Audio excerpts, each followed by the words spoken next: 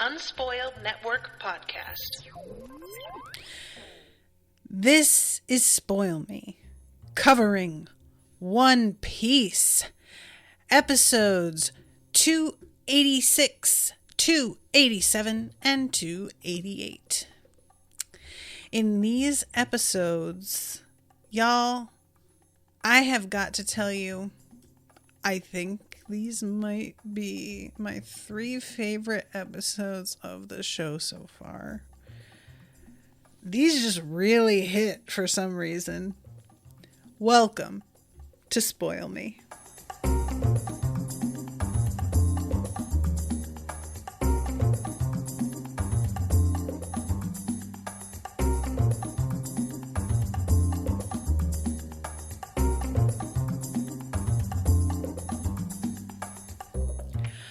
Welcome to the show, everyone. I am Natasha. Thank you so much to Florian for commissioning this episode. What's up, Florian? Sorry. There's a discourse happening because I started some shit before recording about men doing domestic labor, and Kim's just commented, my mom literally has a sign in her kitchen that says no man was ever shot doing dishes. Yeah, look, men, if you think that you're a feminist, ask yourself when the last time was that you did housework without being explicitly asked to do it. And then, maybe reevaluate what you think of yourself accordingly. That's all I'm saying. These episodes were, in my opinion, some of the best paced, funniest episodes that I have seen of this show.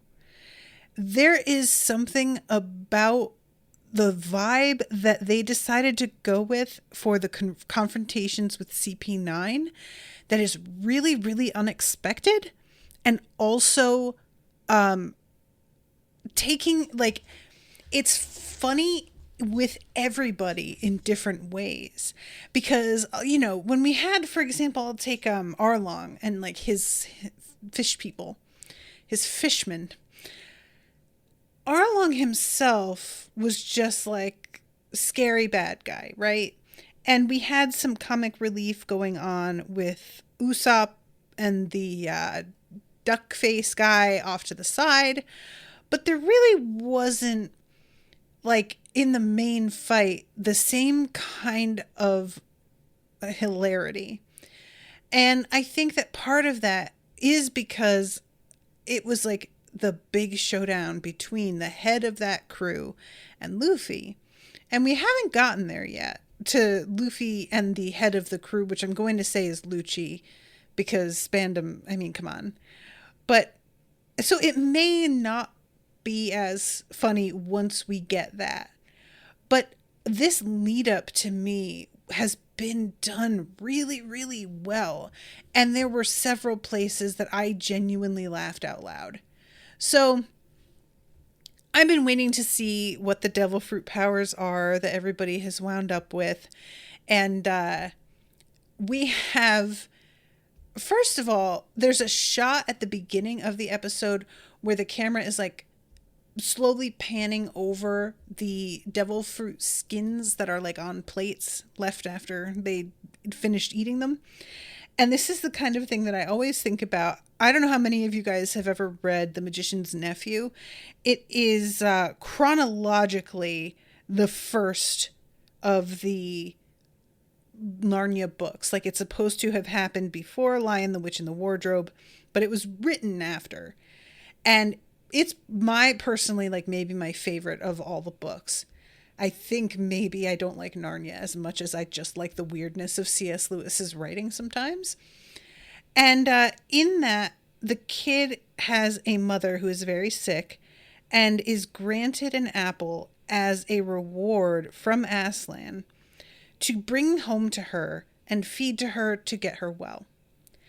And he brings it home, and it's described as he peeled and cored the apple and then fed it to her slice by slice. And as a kid reading it, I was like, yo, what are you doing?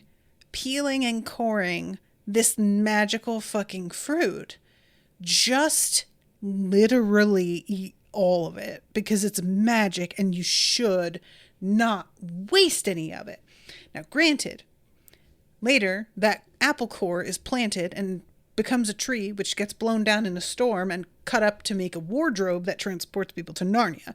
So it turns out there's a good reason why the core remained. However, I was really like, what?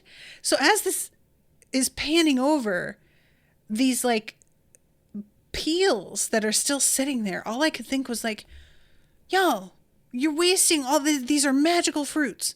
Just eat the whole thing. Drop it into a blender with a bunch of other stuff and blend the peel in there and drink that too. Does this matter? Absolutely not. Clearly it doesn't. But I just wanted to put you all in mind of how I think and the like weird reactions from childhood stuff that I still have to this day when I see shit as an adult. So we jump into our fight. You guys are going to have to help me out again with this guy with the hair and Nami. This dude is so fucking funny to me. I can't... There are so many parts of this that I found so hysterical.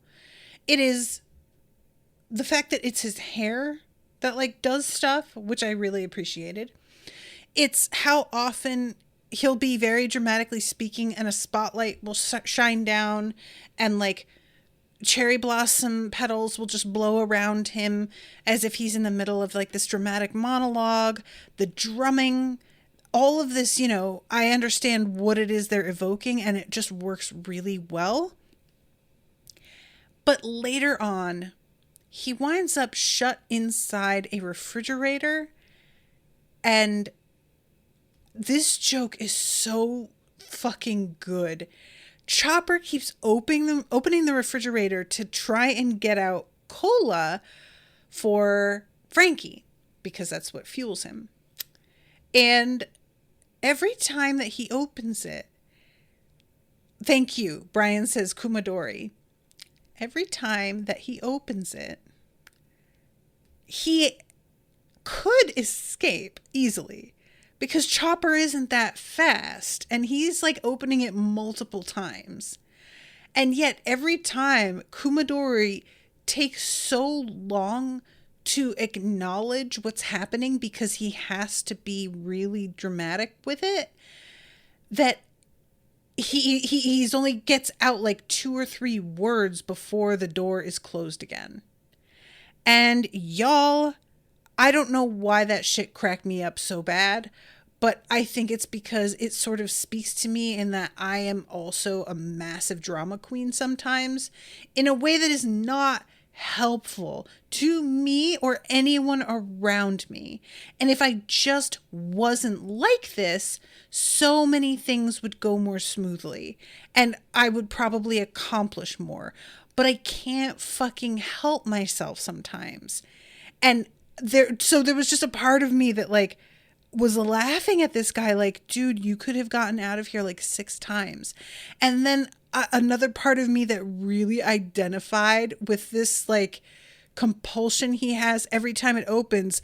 There's this moment of like, oh, hark, someone has opened and then it slams shut again. Y'all, it just was so funny to me. It truly got me.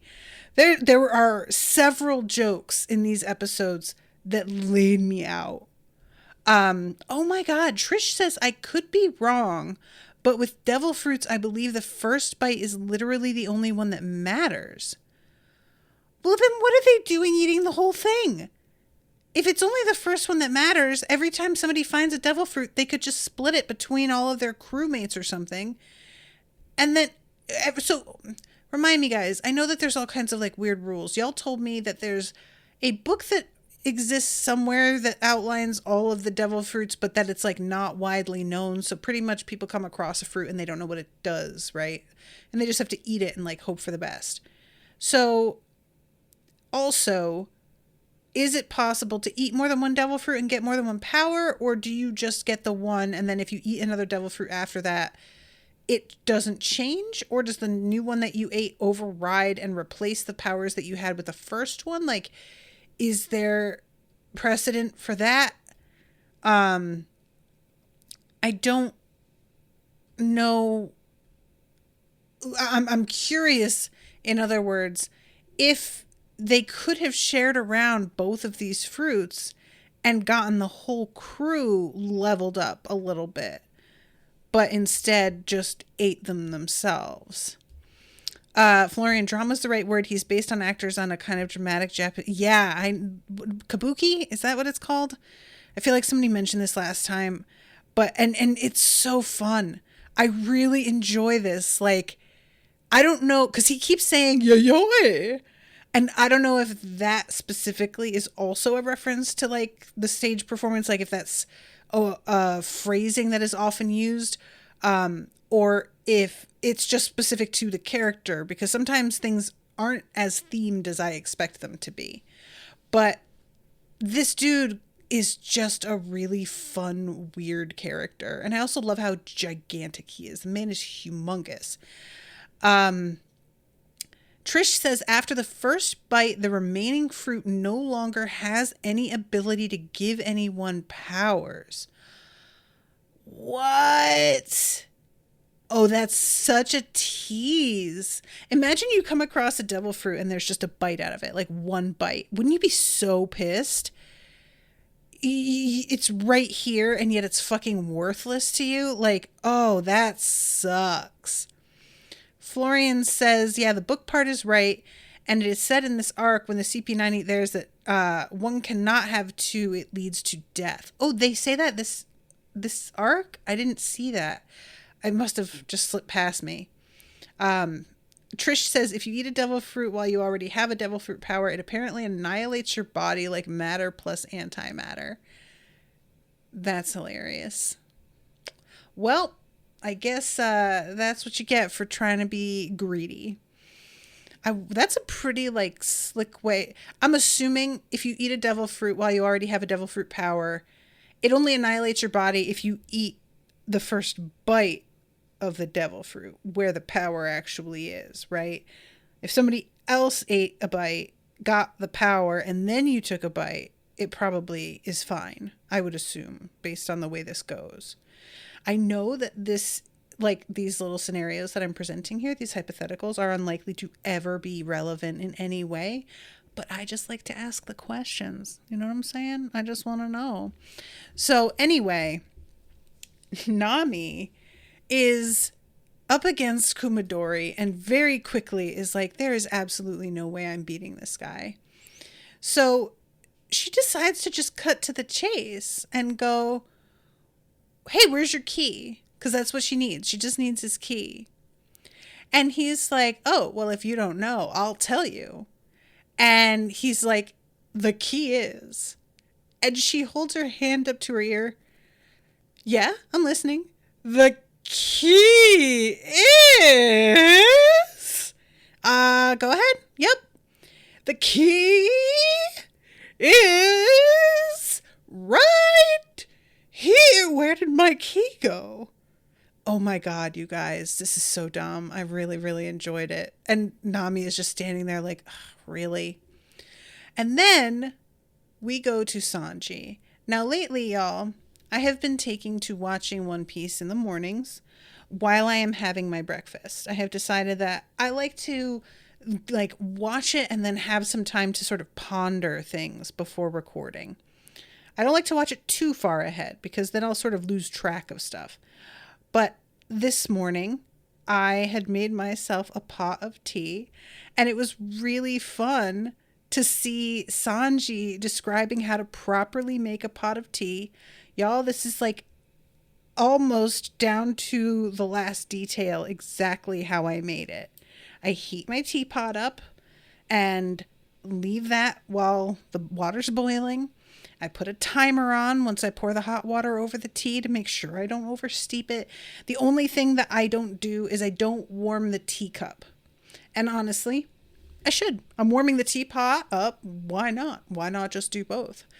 But my gosh, this is so like this moment here Khalifa is pouring him the tea, and he is just like, well, that's not the right way to do that.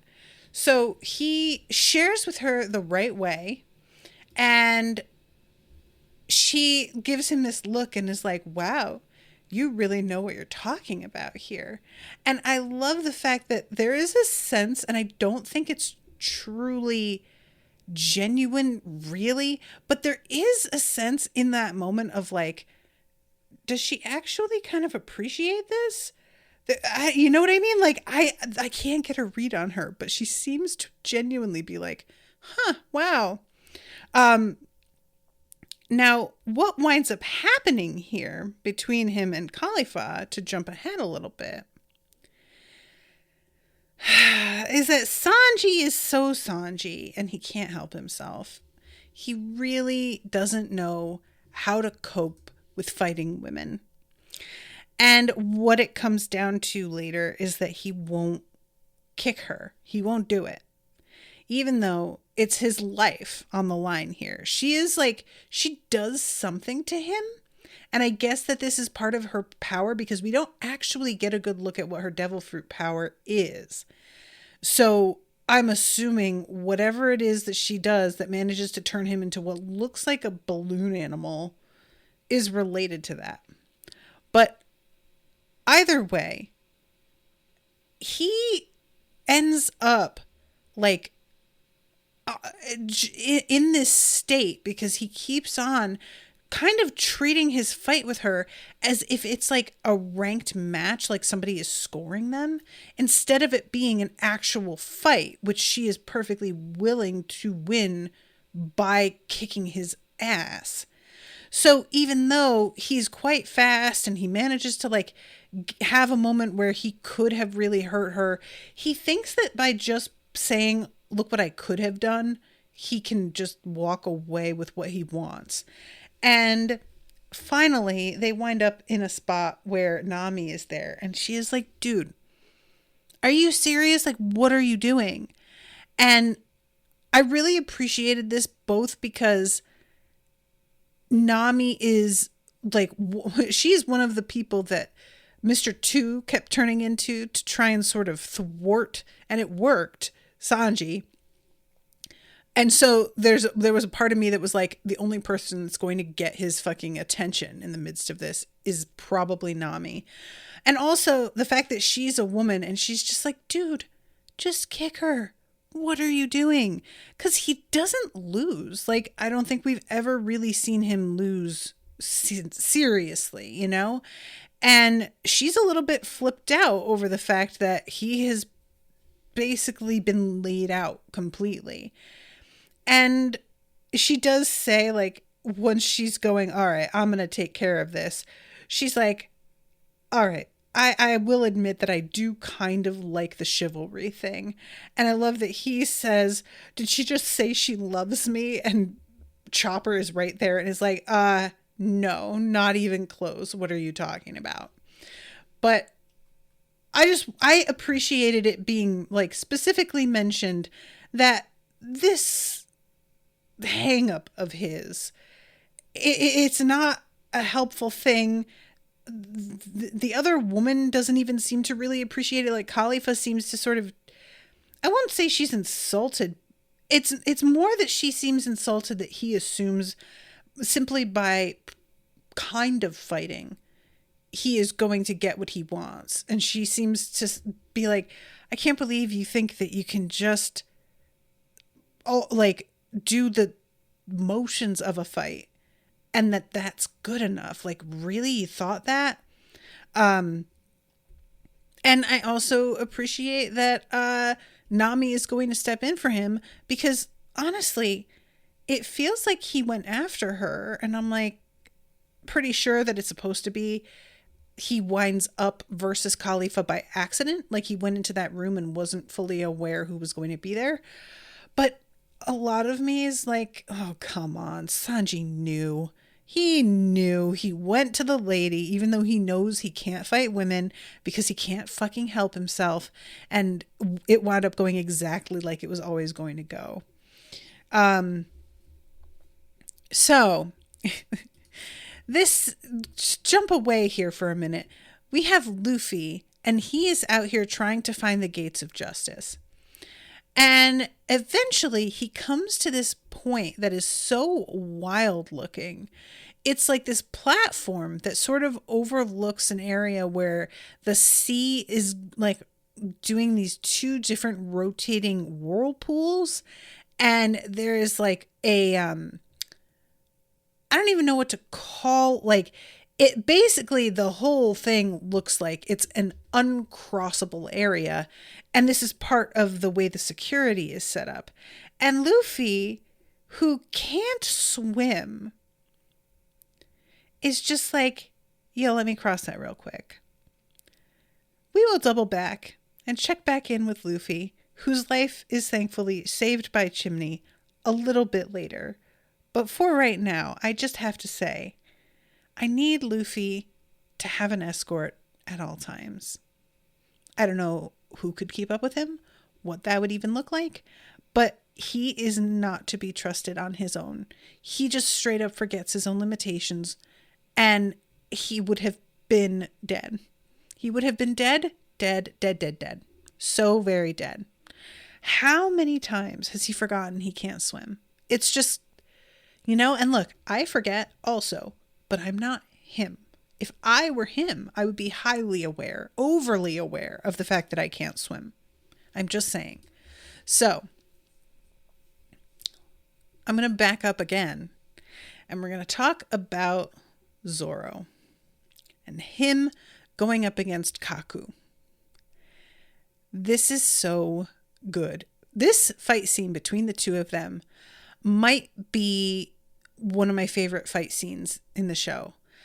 I don't know if it's the fighting itself, if it's the way they decided, because there's like much less music. Things feel a bit more quiet, which sort of makes it feel more intense while it's happening. And I noticed that throughout the episodes, like they toned it down, it seemed to me, in terms of background music a lot of the time. Not always, but there are times where it can feel sort of oppressive, the music that goes on. And it just was very balanced in these episodes in a way that amped up the tension, in my opinion. So the fight between him and Kaku, who is doing, by the way, 4-sword style, this man is the best of the swordsmen out of CP9. And he says something to Zoro about how, I was kind of disappointed in what I saw of you back at the island. And the fact that y'all made it this far means that clearly there's more to you than I thought. So let's see it. And he's like, at first using staffs that I guess have the swords inside them, and he doesn't even like bring the blades out right away. But the two of them are pretty evenly matched. And Zoro is really going for it and obviously feeling pretty confident. He always feels pretty confident, but there are times where even if he's acting confident on the surface, we get a little bit of the insight in his head and he's going, oh my God, I am not up for this. And that doesn't happen here. This fight, he's pretty focused and seems to feel like, I'm almost there. I've almost gotten the best of him, a couple of times. Kaku, for his part, says something to him like in the middle of the fight, like, hey, this is fun. And Zoro is like, dude, I don't have time to just play a game for fun. And Kaku's like, oh, if you don't have time, then maybe you should fucking get this over with then. And he uses a bunch of moves. He goes up onto the ceiling at one point like Spider-Man and uses Tempest Kick, and it just sort of seems to rain down slices onto Zoro in a way that was like really odd looking. And we go outside the building for a minute and see the way that like the wall explodes. Kaku overall in this trio of episodes is easily the most destructive out of all of the CP9 members. He just doesn't give a shit that they're in this like tower building on the edge of an endless depth of ocean. It feels like he should be a little bit more aware of that, and he doesn't seem to be thinking about it at all. But anyway, Seraphim says the crew needs to put him in one of those harness leashes all the time when he's off the ship. Can you imagine? Oh my God. But he's so rubbery, he could still cause so much damage. People judge parents for using those to put their kids in. I'm sorry. It's fine. I don't have children, but if I did, I would use one of those too. I mean, God knows, especially the people who have more than one kid to handle. Yeah, you can't have eyes in the back of your head, you know? So anyway, the fight between the two of them, it goes on for quite a while. And we jump back and forth at a few points between the two of them and what's going on with Usopp. So Usopp is still in that room with the big garden. And he is looking at, again, help me with the name, guys, this dude with the braid who can turn into a wolf. And we don't know this now, but we find out later. And this is one of the best Usopp moments. All of this was so excellent. So Usopp sees the key and he is like, let me just tiptoe forward. And of course, he is very hesitant to do so. He's coming at this guy from the front. It's not even like he's sneaking up on him from behind. The guy only needs to barely open his eye and he's going to see him. So yeah. And at one point, he's got one of the bubbles coming out of his nose as he's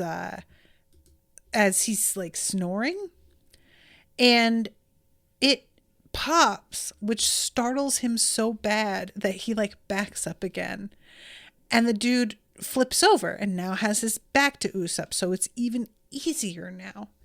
So Usopp is slowly creeping forward, and he is trying to psych himself up and thinking about how I can just grab this and run away and there won't even have to be a fight at all. This will be so easy.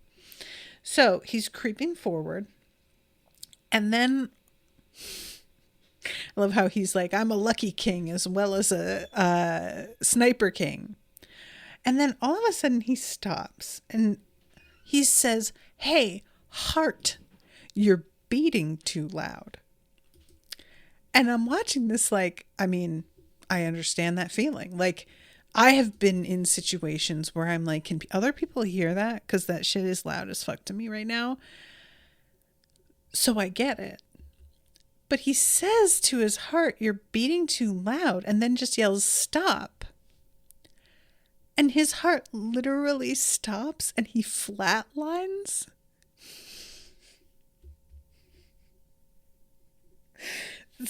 It's so stupid, you guys. It's so dumb. Oh my God, it's so dumb, but it was honestly so funny. So now he's throwing himself all over the place, being like, Heart, wait, don't do that. You can't stop. Start again. Heart, start. And he manages to get it going again. But it's just, oh my God, it's so stupid. So then, all right, I'm going to go for it again. And the next thing that he encounters is a bee. And this bee lands on his nose and he's trying to shake it off, telling it go somewhere else. And the bee reacts as bees do when they are kind of hassled, and it stings him. I love the bee turning and looking at him and a little red ping on his eye. The whole way this goes is it's done so deliberately and so slowly. This bee is an asshole. This bee knew what it was doing, and bees die when they sting. So this bee was just willing to sacrifice its life to be petty. And that is energy that I understand. And so his nose blows up and he kind of has trouble seeing past it for a minute. And then he continues onward. And finally we come up against our final foe, which is a rooster. Y'all, this animal, it's like, he keeps calling it a rooster. It really looks like a regular chicken to me. But either way, the whole thing is that roosters are the loudest. Oh no, it is. I'm lying to you. I'm seeing how it looks like a fluffy bunch of feathers from the front, but from the side it's clearly like the comb. So he's trying to tell it to stay quiet, and it's looking at him and opening its mouth really slowly, and it starts sweating like it's challenging him. And oh my God, all of it's just like and then it just basically says like peep. And Usopp freaks out about the fact that that's not what roosters sound like. And in doing so, he wakes the CP9 agent up. So he's blaming, as he falls to the ground, that damn chicken. But that was completely your fault, sir. It didn't have to be like this, and you reacted the way that you did. Brian says Jabra. Thank you, Brian. Seraphim says that had to be a wasp. Bees are nice. Wasps are the assholes. It might be. I'm willing to accept that. But when Jabra wakes up, he just begins to absolutely go to town on Usopp. And you guys, it bummed me out so bad. I wanted Usopp to pull it out a little bit. And really, this dude has got him he's also just chugging liquor at a couple points. And he's having a great time. He says something about how, well, you are good at sniping, so that's cool. You're the one that burned that flag. But obviously, you're really not up to this fight. And he says, all right, how about I just put you out of your misery? Because I'm not a sadist, even if I can turn into a wolf. I don't like watching other people suffer. So I'll try and just make this quick. And that's when Usopp is like, no, I'm gonna fight back. And he literally is like, are you sure, buddy? Are you sure you want to do that? I mean, I guess you're going to die either way. There's no need to draw this out. And the tone that he takes when he says it is really he really feels like he's genuinely going, I just don't feel like this is a good choice for you. But Usopp is like, I'm going to fight. I'm going to do it. I came here to rescue Robin, and that's what I'm going to do. And then all of a sudden, somebody comes through the ceiling. And it is Zoro and Kaku, who is now a giraffe. And Kaku's form, with his square-ass giraffe face, is the goofiest shit. He doesn't even There's nothing to be done with a giraffe as far as fighting effectively. I'm not saying that you don't have some advantages. We eventually see he's got more reach because of his long neck, which I guess. But honestly, he keeps trying to insist that he likes his power.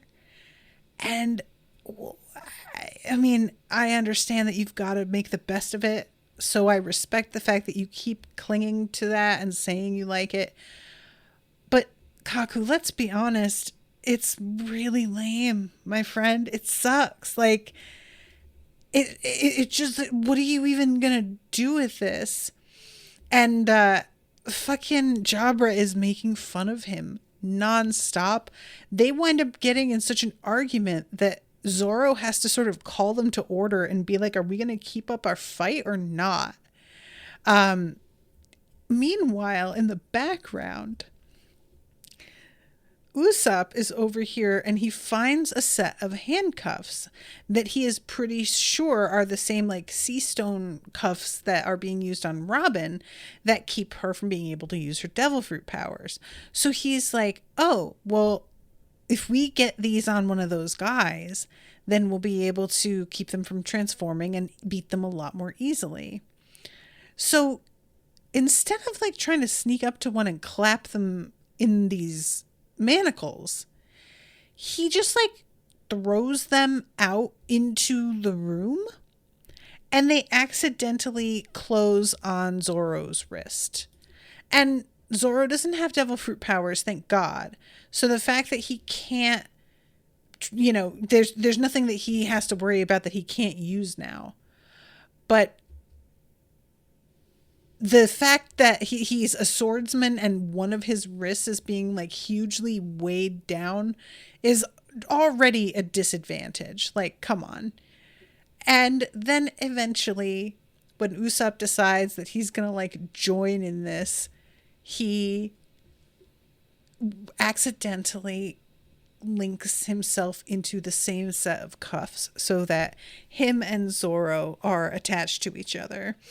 And eventually Usopp is like, well, look, we just have to get the keys to this particular set of cuffs. So our objective, which is to get a key, is the same as it was before. So nothing has really changed. But rightfully, Zoro is like, the objective isn't different, but now we're stuck together. So yeah, things have changed. Like, what do you even mean? Meanwhile, Jabra and Kaku are both looking at the two of them like, oh man, now they're linked together and this feels like a really shitty way to win. And maybe we should like find a way to get them apart. So they offer to like check their key and see if they have the right key to open that particular set of cuffs because they're all numbered. So the corresponding number, their cuffs, it turns out, are number 2, and both of them have the wrong number key, so they can't open them. But they were genuinely, it sounded like, going to just go ahead and do these two a solid because they felt like it wasn't fair, and I appreciate that. I really do. Jabra, for his part, is just cracking up so bad. He has barely stopped laughing the entire time this is going on. I also want to mention the weirdness of Kaku because like he says something about how he has unimaginable power and he grows to this huge height, but the shape of his face is different. Like he's got really, it almost looks like a square mask. And I'm not sure if it's supposed to be that like he's got a square nose as a giraffe when he decides to become a sort of humanoid. So what I'm saying is he can do what Chopper can do, right? Where Chopper can turn into like a much more dude-like version of himself, but he can also turn into a somewhat human, but also still very reindeer, medium version.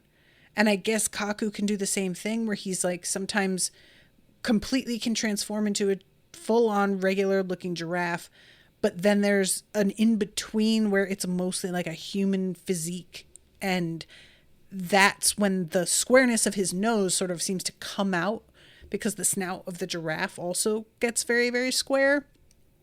Anyway, all this to say, what a weird power. And like, he's trying to make the best of it, but dude, what does this do? Like, what are you even accomplishing here? So he decides to use Sky Slicer, which essentially looks like he's b-boying in the middle of the room, doing this spin that is completely out of control. And even his crony Jabra is like, dude, this is a bad idea, and like has to get out of the way. Zoro grabs Usopp and pulls him down. And then we see from the outside that he has cut through the entire tower, like the whole way around. the whole tower slides to one side a little bit so that if Usopp eventually, when he looks up, can see the sky outside partially. It's not like the top of the tower just comes off. It doesn't. But there's no way that this is going to repair itself. Like, I have to assume they just are going to have to rebuild the whole thing. And I just don't see, Kaku, that this helped you particularly. So it's just supposed to be like proof basically that this kick, which was already pretty powerful to begin with, that because he's so huge now, he can create more force and the damage he inflicts is a lot greater than it was. But like, you didn't actually hurt anybody in the room, sir. All you did was make this entire building pretty unsafe, and you're also in this building still. So I just feel like you're not really thinking through the whole picture. It just feels really short-sighted. And Jabra is like, I can't believe that you went and did that just because you were mad that we were poking fun at you for being a giraffe. Like, you really need to get over it. I love him. I like it. I love giraffes. Yeah, sure. Ugh, this fucking idiot. So, okay. The thing that happens that sort of saves Zoro and Usopp's ass now that they are fucking linked to each other is that Chopper shows up. And I was so excited because I forgot, like an idiot, how much of Chopper's fighting ability is wholly dependent on the Rumble Balls. So he winds up using all of his Rumble Balls too soon and ends up in a position where he doesn't have any further power. And I was just like, oh, babe, you were doing so great. And I keep thinking that, like, you just have your own power. But it's all part of this, like, pre-made stuff the way that Usopp's is, honestly, in a way. And I was devastated for him. I want him to, like, be able to hold his own in a fight a little bit more. And he's just not really there yet, you know, as much as I love him. So he runs in and they're like, hey, help us. And he indeed decides that he is going to jump in and try to assist. But the fight that's going on with Nami, she's getting wrapped up in what's his face's hair, Kumadori. And this ability, as somebody who has like pretty big hair, I could see being something that would wind up manifesting for me. If I were to like suddenly wind up with a weird power like in the Misfits, I feel like my hair being a sentient or like controllable appendage would actually make a lot of sense for me. So he has her gripped up in such a way that she actually drops her weapon because he is encircling her so tight, it seems like, that he's like causing her limbs to fall asleep. And he is about to like thrust his staff through her from the back. And thankfully, she comes up with the idea of just jumping out of her jacket. So the staff punctures her jacket, but not her. But you guys, it took me a minute to like process the fact that she wasn't in the jacket anymore. When I saw the staff just go through it, I was like, oh no. And then I realized, oh, I see what she did. But for a moment, I got genuinely freaked out. We go from there to Frankie, and he is fighting Shapapa guy, who is originally treating Frankie as if he's a regular human. And when he takes a couple of punches from him and is like, wait a minute, those punches are really hard. You're not a regular human, are you? And Frankie is feeling a bit smug here, but honestly, it doesn't, like, he only has a limited supply of energy to draw on. So he fairly quickly begins to have to like draw on the last of his reserves and is completely powering down, which is when Chopper winds up showing up. And I love this. Chopper initially doesn't want to help him. Chopper is like, dude, I feel the exact same way about you that Luffy does. You fucked up our whole crew. So no, I don't want to help you. And I really appreciated that moment. I'm jumping ahead a little bit though, because Chopper winds up coming and saving Nami from Kumadori. Is that his name?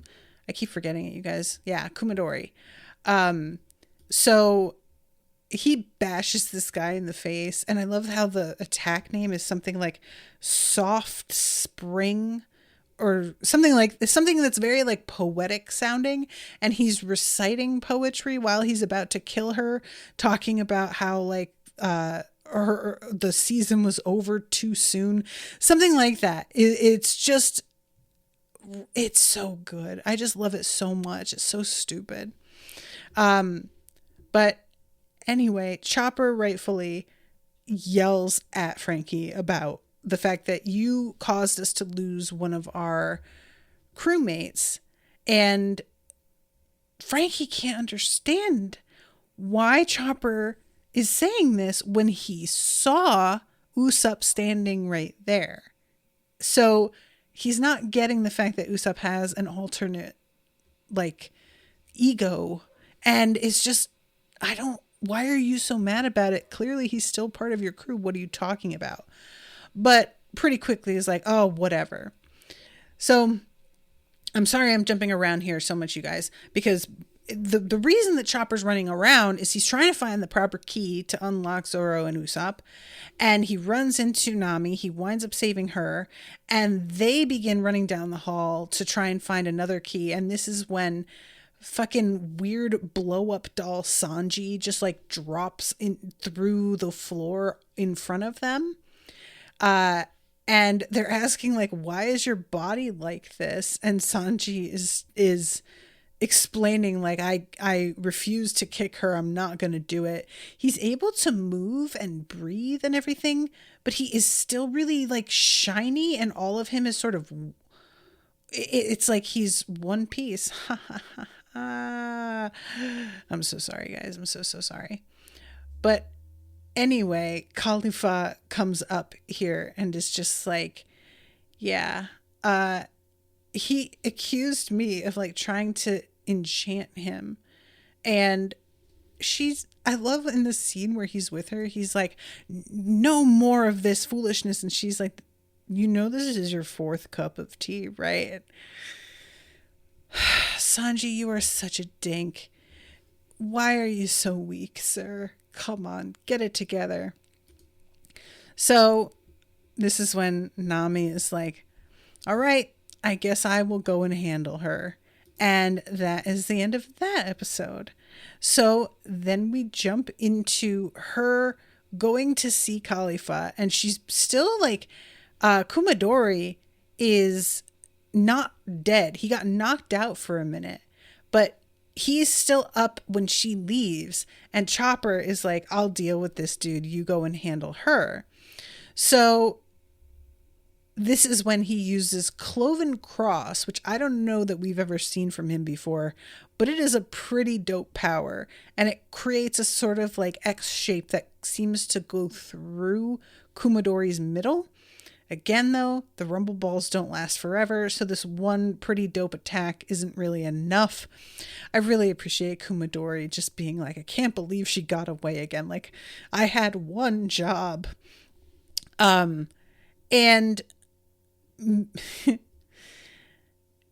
when Nami goes upstairs, I don't know how to interpret this, you guys, because this is the kind of thing I would expect for Khalifa to use on Sanji.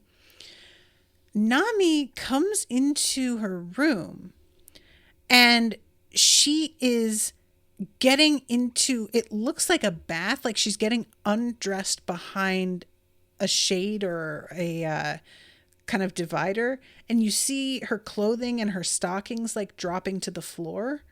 So she's getting naked, and I don't know if that's because it serves her devil fruit power or what, but the scene just ends with Nami saying she's got guts, I'll give her that, and then we don't go back to them within this trio of episodes. So I was really frustrated because I was like, what is she doing?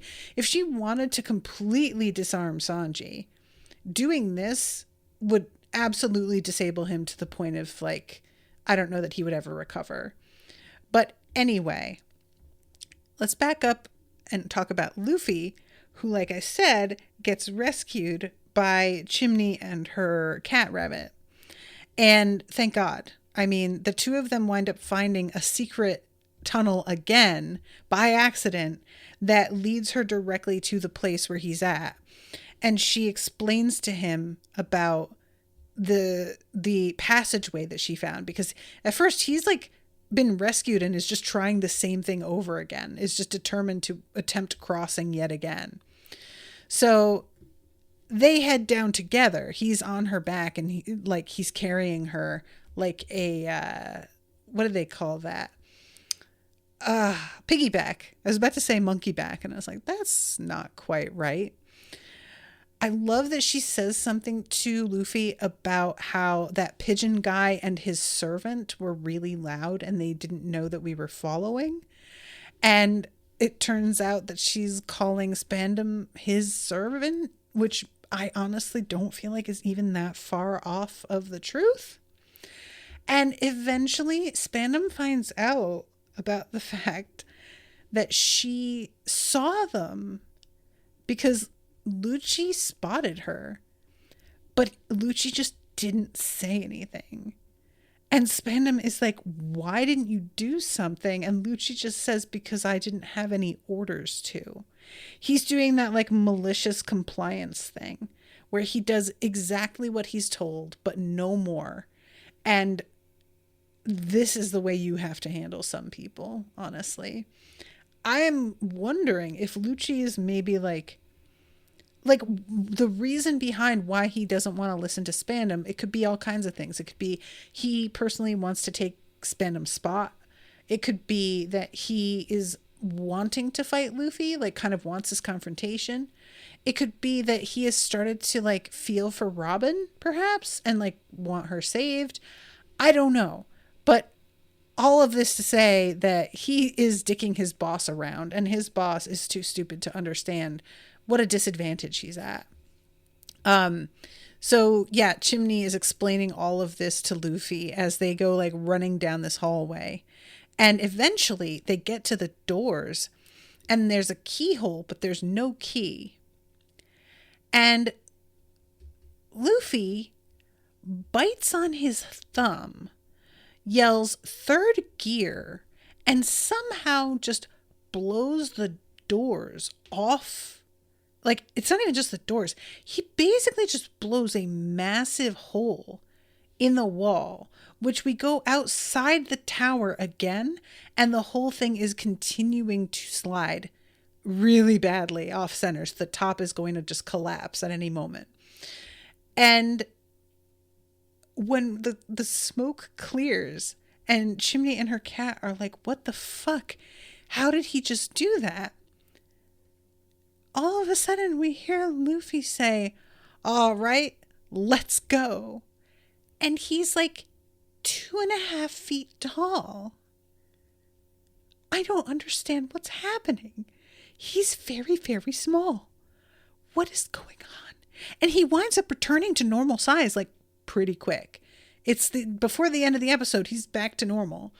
But what in the fuck is third gear? We only just saw second gear very recently, which was brand new to begin with. And now we've got third gear. How? I don't understand what's going on. So that sound of him busting the doors open is what makes Spandam turn and be like, huh, what was that? And Lucci be like, maybe it's somebody breaking the doors down. I was like, oh my God, Lucci, you are such a bitch. Now we'll go to Frankie, who is still up against Chapapa, trying to get some soda because he has really started to run out of gas. And after he convinces Chopper to help him, Chopper starts handing him random drinks out of the refrigerator. And everything that he drinks influences him in a weird, different way. And I could not, I love the moment where he stops and like says something about how he's done working in the fields, because it turns out the thing that he was given was like iced tea. And there was also like a vegetable thing, like he drank vegetable juice. And he looks over at Chopper at one point and is like, why are you looking at me like that? Like, stop thinking about what else could happen if you feed me other drinks. Something like that. Just basically completely calling out Chopper for the fact that maybe he's like actively fucking with him. And I really appreciated that, because honestly, it would be a very hard thing to resist. Just handing him all the drinks and seeing how he responds to all of them. And here we go with him opening. Oh, the door has. And then it just closes again. You guys, that shit was so funny. I swear to God. So, yeah, here it is. Get it straight, you damn deer. That's right, because there's sparkles. What's with that? I wonder what happens with other drinks look. 'Cause Chopper's like gazing at him with this like grin on his face. I need only cola. And the bottles begin soaring through the air with the greatest of ease. I kind of wondered if Chopapa was just going to like jump up and open his mouth and swallow all of the bottles. He does attack Frankie as he's grabbing them, but it's not what I expected. He uses his weird mouth a lot less in his fighting than I was expecting. I thought he was going to be more of like a consume you sort of opponent, but instead it's like completely secondary, and he just fights like a normal person mostly. But his attack seemed to come a little bit too late, because we see Frankie on the ground and his eyes turn red for a moment, and then he stands up, and the last shot of this final episode is him walking forward with all of these like clouds overhead that are like lightning and whatnot. And this dude is like, I don't get it. Why would this even make a difference? And Frankie comes at him and is saying, yeah, dude, this definitely is going to change things. And he yells, strong hammer, punches him. There's an enormous flash of bright green light. And Chopapa just sort of, I don't even want to say gets knocked backward. It's like he is pulled backward through a couple of walls, as if he were on like wires somehow. And he winds up outside the building, smashed into a wall. And it is a pretty awesome moment. Frankie is just standing there grinning and says, sorry, my punches earlier were indeed pathetic. And then it just says to be continued and stops. And I was so mad, you guys, because I really wanted to keep watching. I really did. These were just so much fun. I am so interested in what the fuck Nami is going to do with Khalifa. I want to know what Khalifa's power is. I don't even know. I genuinely don't. But, and Chopper, like, I guess now that he is done with Kumadori, he doesn't really need to fight anymore, because he ran out of Rumble Balls. I don't like that for him. This is something that we got to figure out. Is there a way to install a Rumble Ball maker on Chopper in the style of Frankie with his like soda thing, you know? Can we have this be a little bit more of a reliable constant, like, not that obviously Frankie still needs to refill his and everything, he's still got limited power, but I don't know, like, at least when he has his cola, it's inside him, and it would be very difficult to like yank him open and take those away. You know, Chopper's got his rumble balls where? In like a pocket? A bag? Those could be taken pretty easily, and then what? I don't like anybody relying on tools that can be like grabbed and taken. It's the same way as things with Nami and Usopp, you know? And meanwhile, what's going on with Usopp and Zoro? Because they're still linked together, but we haven't gotten the key for them yet. There's a lot happening, you guys. A lot. So, all right, I'm going to wrap up. But thank you guys so much again for hanging out with me. And thank you to Florian for commissioning this. Having so much fun in this arc. I really love it. And until next time, toodaloo, motherfuckers.